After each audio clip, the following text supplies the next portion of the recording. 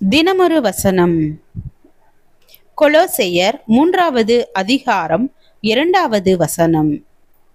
பூமியில் உள்ளவைகளை அல்ல, மேலானவைகளையே நாடுங்கள்.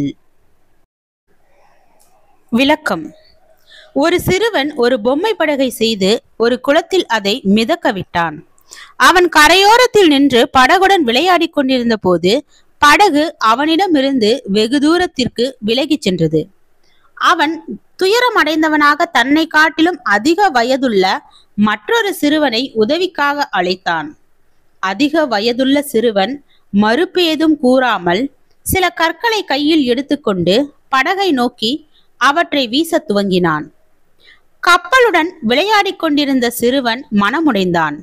ஏனெனில் தான் உதவிக்கு அழைத்த அவன் கடுமையுடன் செயல்படுவதாக அவன் நினைத்தான். ஆனால் அவன் வீசிய கற்கள் படகின் மீது விழுவதற்கு மாறாக அவை படகிற்கு மறுபக்கத்தில் விழுவதை அவன் கவனித்தான். ஒவ்வொரு முறை கற்கள் படகிற்கு அருகில் விழும்போதும் ஒரு சிறிய அலை உருவாகி படகை கரைக்கு சமீபமாக தள்ளியது. ஒவ்வொரு கல்லும் சரியான முறையில் திட்டமிடப்பட்டு எரியப்பட்டது.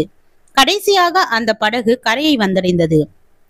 சில வேளைகளில் தேவன் நம்முடைய வாழ்க்கையில் அனுமதிக்கும் சூழ்நிலைகள் நமக்கு வேதனையை உண்டாக்குவது போலவும் அவை தேவனுடைய திட்டத்திற்கு உட்பட்டவை அல்ல என்பது போலவும் தோன்றுகிறது.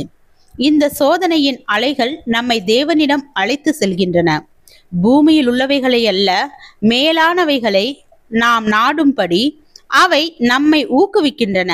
நாம் தேவனிடத்திலிருந்து வெகு தூரம் செல்கின்ற மனோபாவத்தை பெற்றிருக்கிறபடியால் நம்மை சரியான பாதைக்கு கொண்டு வருவதற்காக கர்த்தர் நம்முடைய வாழ்க்கையை ஒழுங்குபடுத்துகிறார். வாழ்க்கையின் கடினங்களை நீங்கள் எவ்வாறு எதிர்நோக்குகிறீர்கள்? தேவன் உங்களை தம்மிடம் இழுத்து கொள்வதற்காக அவற்றை அன்புடன் பயன்படுத்துகிறார். ஜெபம். தேவனுக்கு ஸ்தோத்திரம். தேவனே, எங்களுடைய வாழ்க்கையில் உள்ள சோதனையான கடுமையான சூழ்நிலைகளின் மத்தியிலும் உம்மை விசுவாசிக்கவும் துதிக்கவும் கிருபை செய்வதற்காக நன்றி.